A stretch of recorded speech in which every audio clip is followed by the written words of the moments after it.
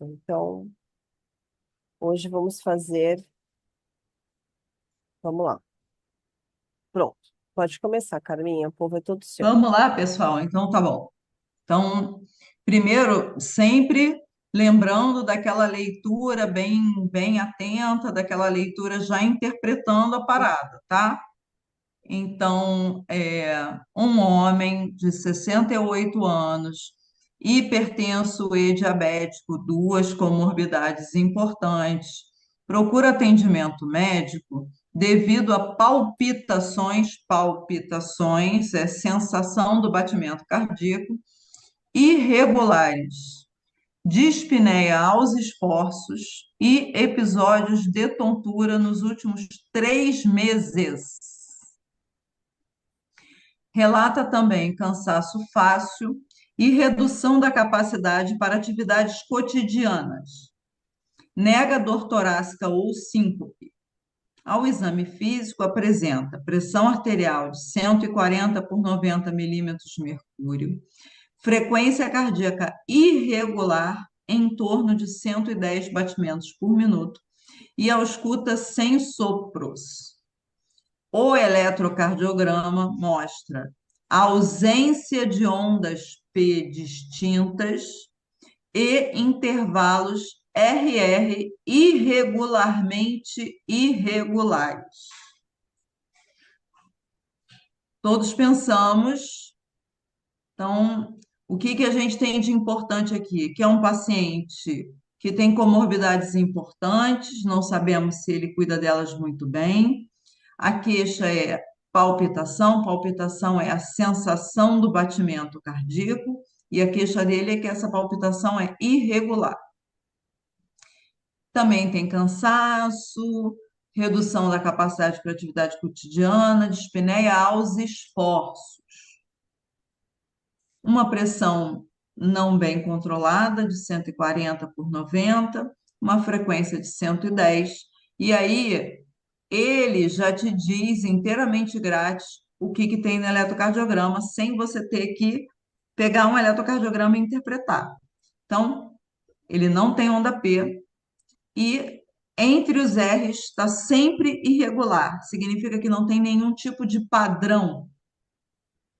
Então, essa coisa de irregularmente irregular é típico dessa doença que a gente tem que pensar nesse caso clínico. E aí, o que que vocês acham? Qual seria o diagnóstico mais provável e como que a gente classificaria essa doença? O que que vocês acham? Felipe já meteu fibrilação atrial, porque Felipe é esperto, não tem onda P, né, pessoal? Não tem onda P. Se não tem onda P, adivinha o que é? Então, a falta da onda P e o intervalo RR irregularmente irregular é o que caracteriza a fibrilação arterial. É isso que caracteriza. E aí, clinicamente, como a gente pode classificar uma fibrilação atrial? O que que vocês têm para me dizer?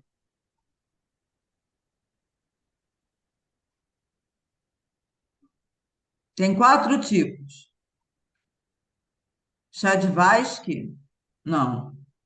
Não é isso que é a classificação da fibrilação atrial. Aguda, crônica, permanente. Ok, ok. Clinicamente, uma fibrilação atrial pode ser paroxística, persistente.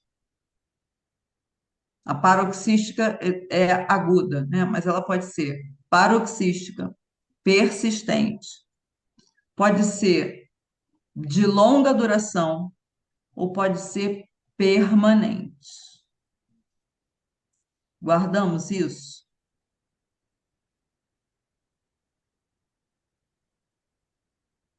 Viu? Vocês sabiam. Sim, doutora. Bota lá a resposta, a primeira resposta, Beth, por favor. A gente já está aqui, assim, a gente já teve alguns encontros. Eu sempre gosto de ressaltar para vocês que coisas cardiovasculares estão sempre em voga, né? É, eu até acho que FA não vai ser, porque FA acabou de cair, né, Beth, na prova prática. Na prática, sim.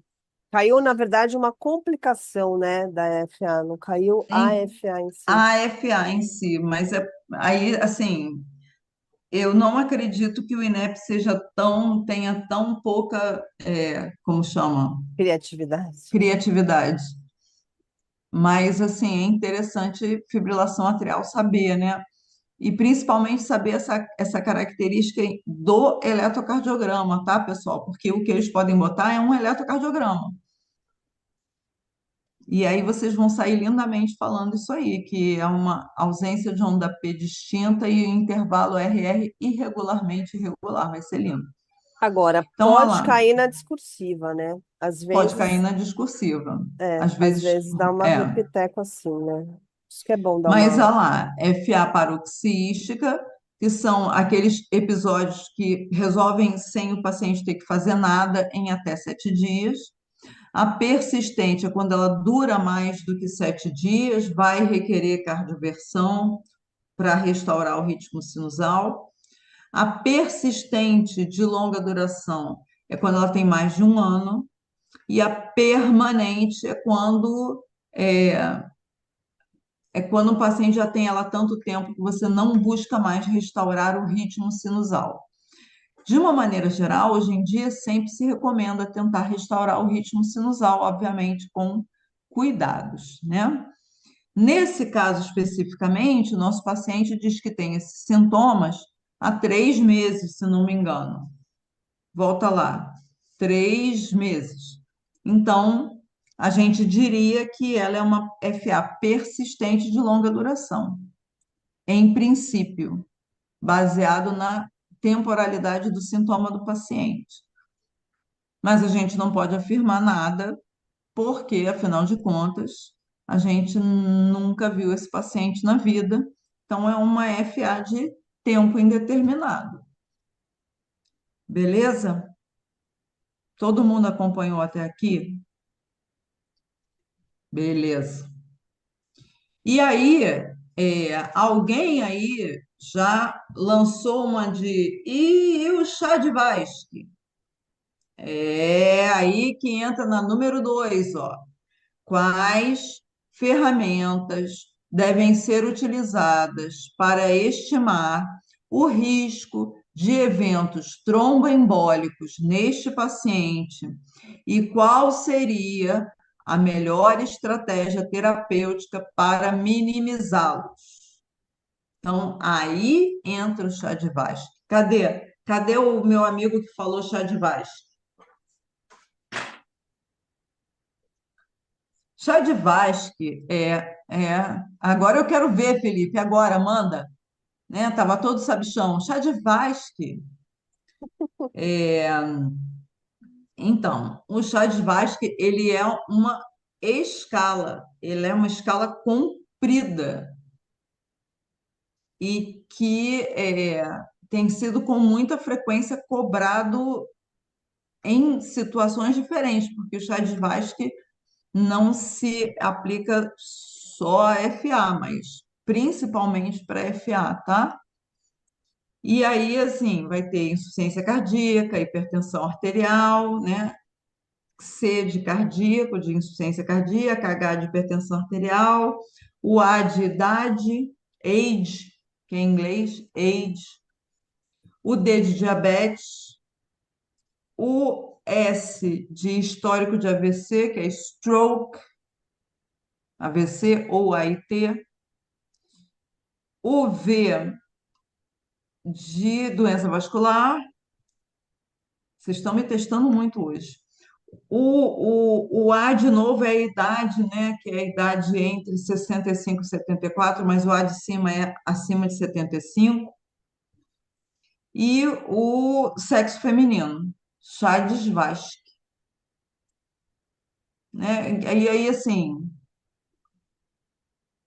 que a gente o que que é importante saber? Eu acho que mais importante do que saber todos os itens do chá de Svastika, a gente saber o que que ele representa.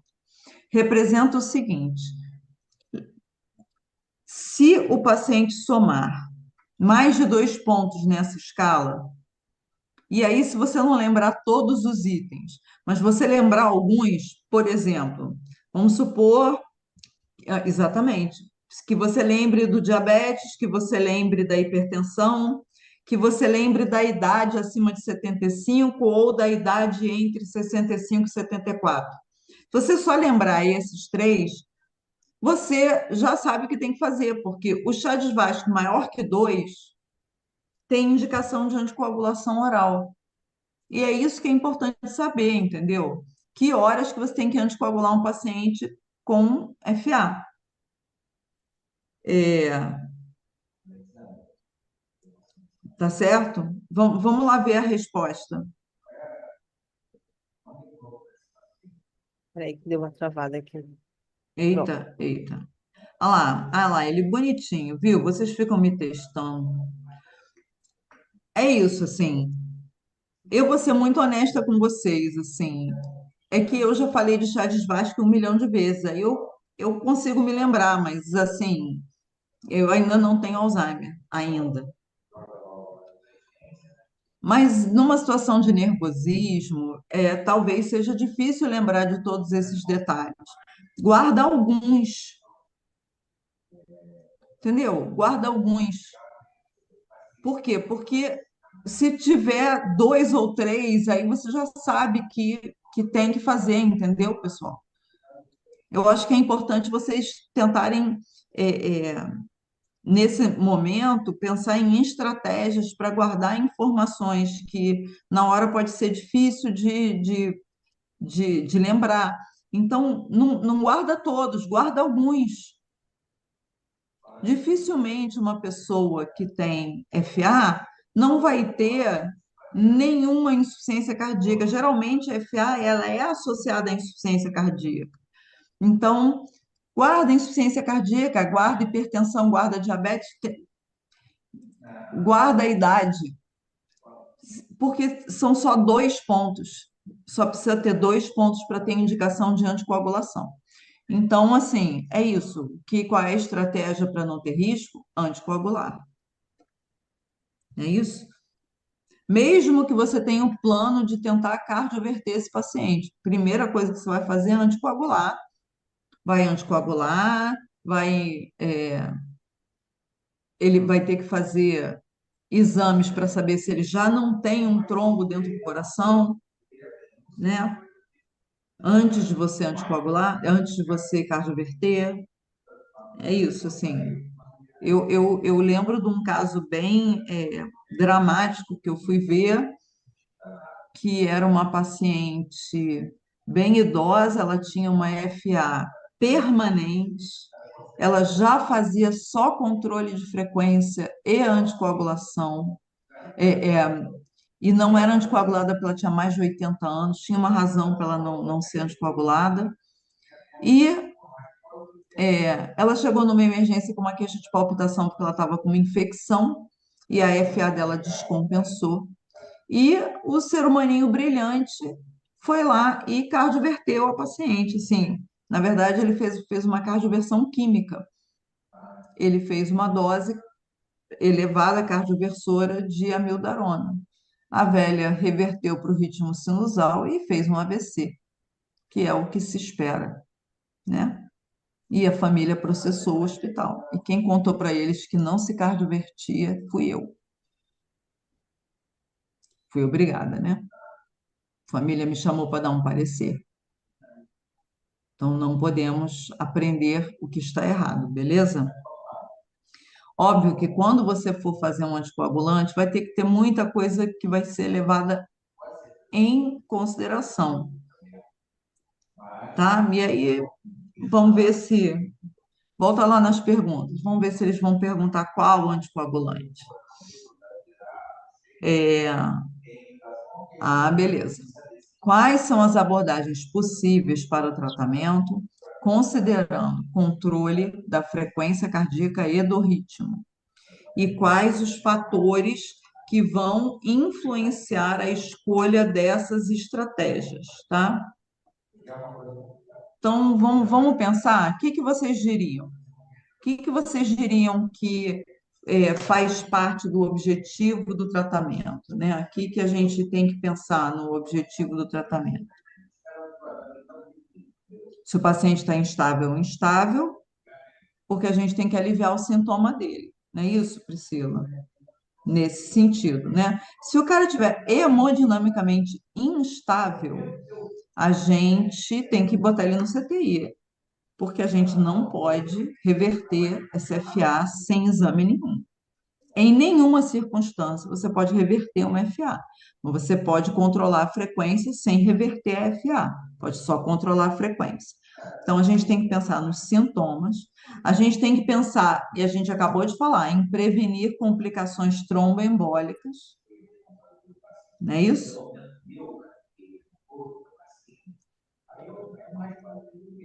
E a gente tem que pensar em não permitir que esse coração continue a piorar, né?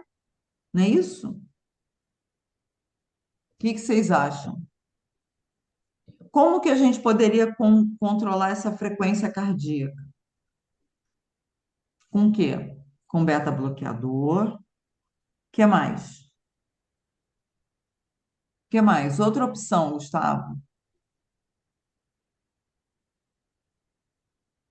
Anderson digitálico. Não é digoxina, é digital. Fala digitálico. Fica mais bonito, mais elegante. Digitálico. O que mais? Tem um que vocês estão esquecendo. Oxigênio. Oxigênio controla a frequência cardíaca? Gustavo, não me mata do coração. Ah, sim, bloqueador do canal de cálcio. Bloqueador do canal de cálcio.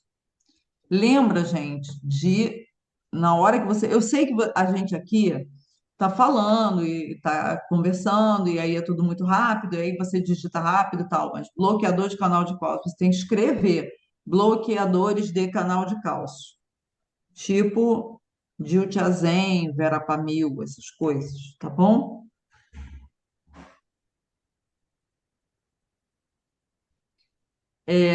Isso é para controle da frequência. Estabilizar o paciente. Entendi. Não, olha só, vamos lá. Vamos lá. Gustavo, ele está sendo claro na pergunta, ó. Ele está escrevendo. É isso que vocês têm que aprender, a ler a pergunta, interpretação de texto. Quais as abordagens possíveis para o tratamento, considerando controle da frequência e do ritmo? Só controle da frequência e do ritmo. Ele não está falando de mais nada, ele está falando só de controle da frequência e do ritmo. Então, primeiro, frequência. Frequência a gente pode fazer beta-bloqueador, bloqueador de canal de cálcio e digital. Depende do paciente. Agora, o ritmo a gente pode fazer o quê? A gente pode fazer uma cardioversão elétrica ou farmacológica, não é isso? Então, a farmacológica pode ser com propafenona, por exemplo, ou com amiodarona. Não é isso?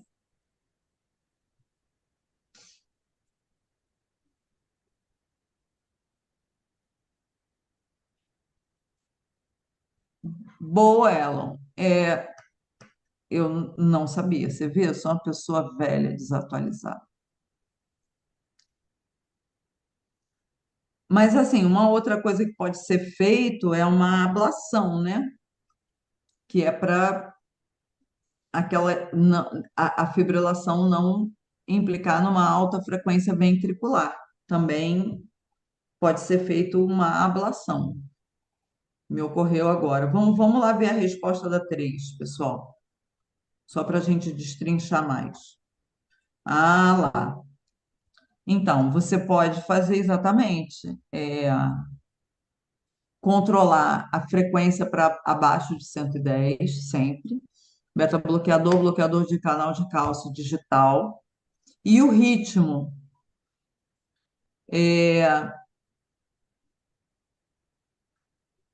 é isso, assim. O ritmo está indicado para pessoas mais jovens, para pessoas muito sintomáticas, que tenham muito sintoma de baixo débito, que tenham insuficiência cardíaca, secundária à FA, que a FA pode ser em razão de uma insuficiência cardíaca ou a presença dela pode causar uma insuficiência cardíaca, tá? Por aumento da velocidade. Pode ser farmacológica, geralmente é a amiodarona, porque geralmente o paciente também tem disfunção ventricular esquerda. E você pode fazer uma ablação no paciente que tem FA paroxístico, para ele não ter esses episódios aí de aumento de frequência ventricular. Beleza? Mas assim, eu acho que esse pedaço da questão foi importante para a gente ver a coisa da interpretação do texto, de ler e prestar atenção no que estão te pedindo. A história do foco na tarefa. A história do foco na tarefa tem a ver com isso. Você tem que ler e saber o que o cara está te pedindo, porque senão você vai lá na primeira resposta e bota Chades Vaz, que não era o que ele estava te pedindo, entendeu? Beleza? Todo mundo seguiu até aqui?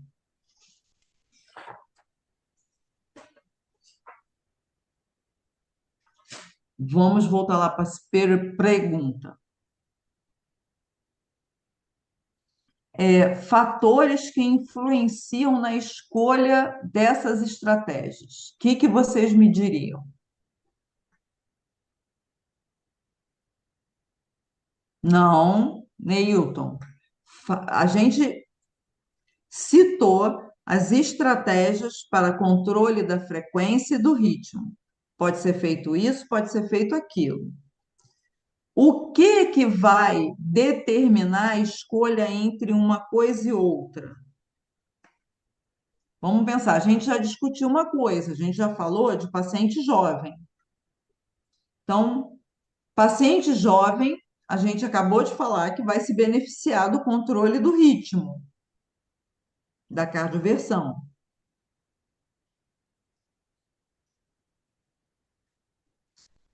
Que mais? Que mais? Vamos pensar?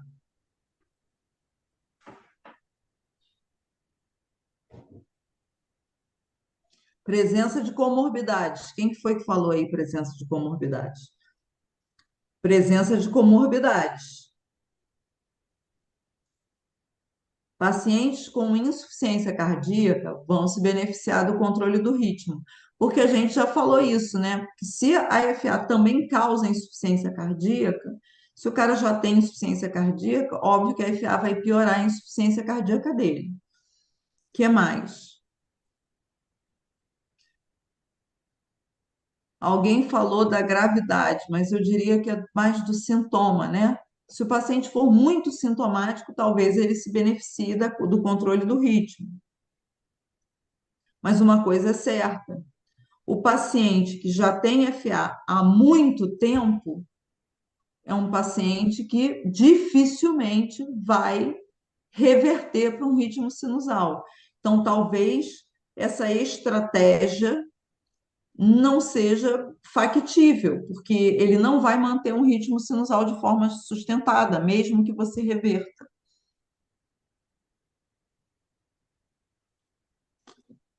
Não é isso? O que vocês acham? Vocês são candidatos muito cansados. Ô, Glória, e eu que sou idosa, que essa era a quarta questão, não tem a ver com a terceira, tá? Então vamos lá ver, vamos continuar na resposta da terceira, Beth.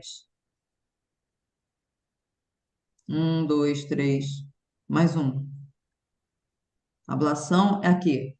Aí, ali, tudo que a gente conversou, ó. A idade do paciente, porque mais novo se beneficia mais do controle do ritmo, Quanto mais tempo você tem FA, menor é a chance de você reverter para um ritmo sinusal sustentado. Gente muito sintomática geralmente requer que você controle o ritmo.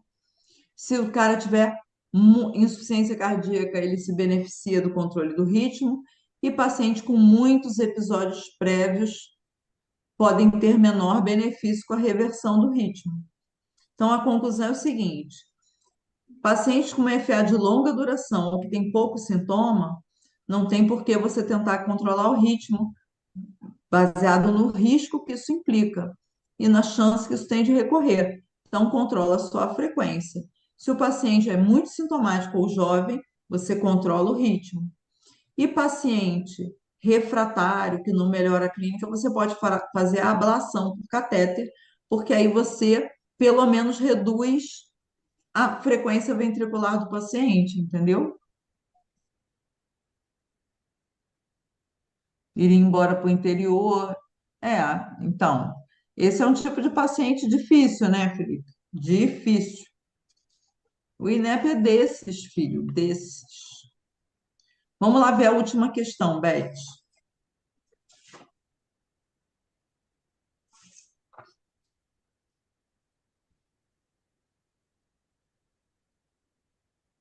Agora sim, cadê? Cadê o meu querido que queria me responder essa aí? Quais medidas devem ser adotadas para reduzir complicações associadas a essa condição e otimizar o manejo dos fatores de risco cardiovasculares do paciente? Aham. Aí alguém falou aí, controle da hipertensão, do diabetes, da obesidade, whatever. Isso aí.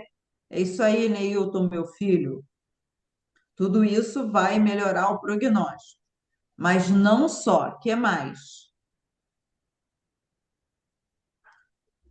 O problema é fenômenos tromboembólicos, né?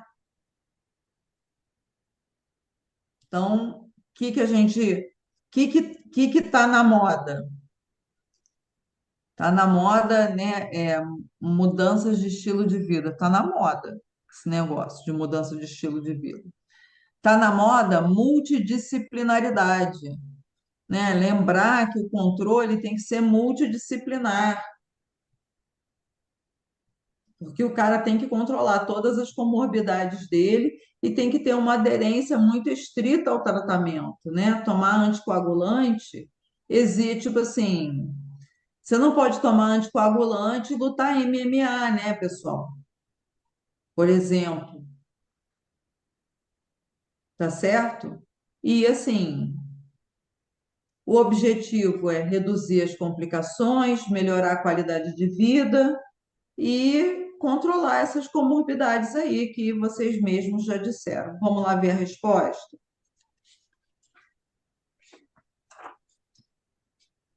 Aí, então eu diria para vocês que vocês teriam essa parte aí pontuado bem, né?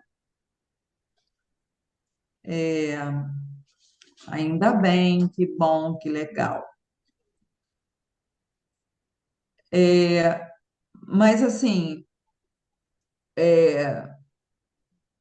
não está pedido na pergunta, mas para a gente poder pensar além, tá? Para a gente pensar além. Não, não foi pedido um detalhamento. É muito difícil a pergunta inteira dele ser muito detalhada. É geralmente uma parte dela que eles pedem um detalhamento. Mas a gente tem que lembrar que a gente pode anticoagular o paciente, anticoagulação oral com varfarina e com esses anticoagulantes modernos, os anticoagulantes orais diretos, que é rivaroxabana, pixabana, dabigatrana. Lembrar que todo paciente masculino com Chagas Vasco maior que 2 e mulher maior que 3 tem que ser anticoagulado e que a anticoagulação pressupõe um monitorizamento, uma monitorização contínua, porque esse paciente tem um risco maior de sangramento. E aí, como que a gente sabe o risco de sangramento? O primo, né, o irmãozinho do Chades-Vasque. Quem sabe o nome do irmãozinho do Chades-Vasque?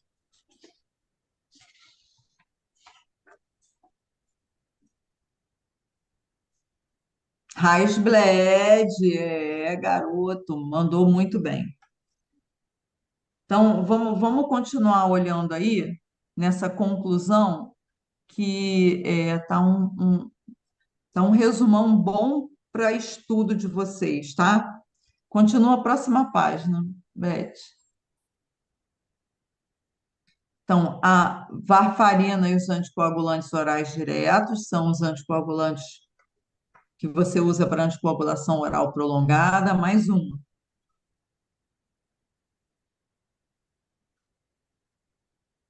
Controle dos fatores de risco, da hipertensão arterial. É, gente, hipertensão, insuficiência renal. Perguntou qual é o antihipertensivo. 99% das vezes a resposta é e é cobrar. Sempre. E é cobrar, tá?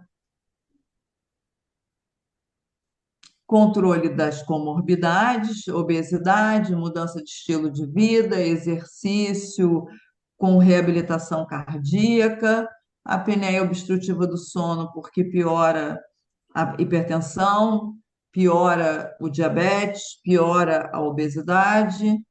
Mais um, Beth. E o Rasbled. Bota aí o nosso Rasbled, Beth. Volto lá. Volto Volto. lá. Eu já volto lá, Jander. Então, só para a gente lembrar do Rasbled, são esses fatores aí que vão ser indicativos de um maior risco de sangramento, tá certo? A maior pontuação é 9 pontos. Óbvio que não queremos 9 pontos, né? Óbvio. Mas um paciente com mais de 3 pontos, ele tem alto risco de sangramento.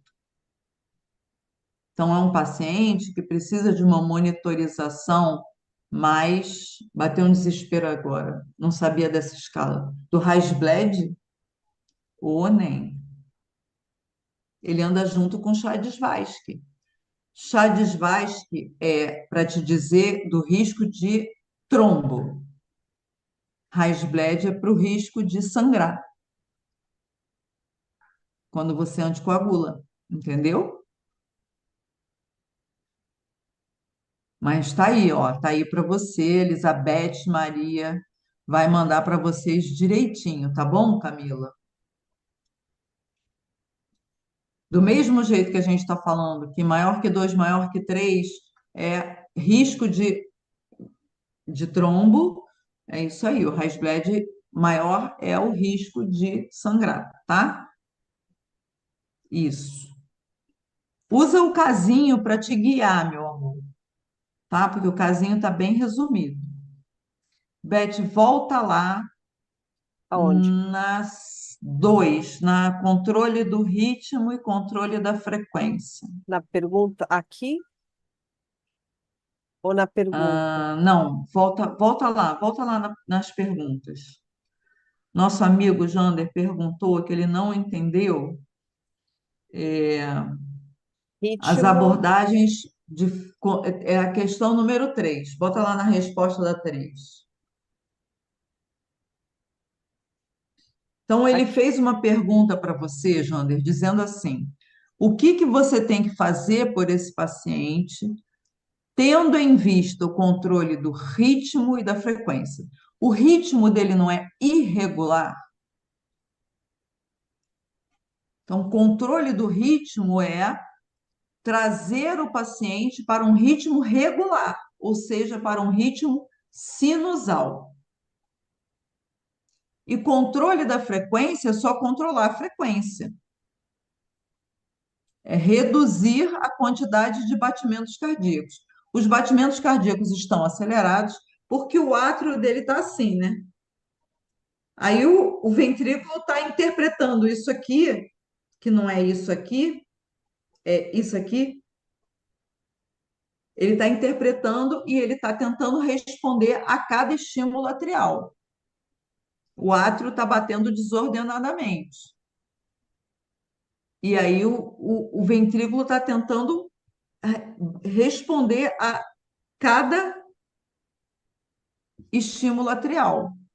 Então, se você faz alguma coisa que impede essa célula de responder, você diminui a frequência. Você não vai desfazer o átrio que está lá assim. Você só vai diminuir a resposta do ventrículo. Entendeu? Isso é controle da frequência. Agora, o átrio está assim, e aí eu quero tentar fazer ele fazer assim de novo, é controle do ritmo. Pegou agora? Pegou. Joia. Podemos passar para outro caso? Dúvidas?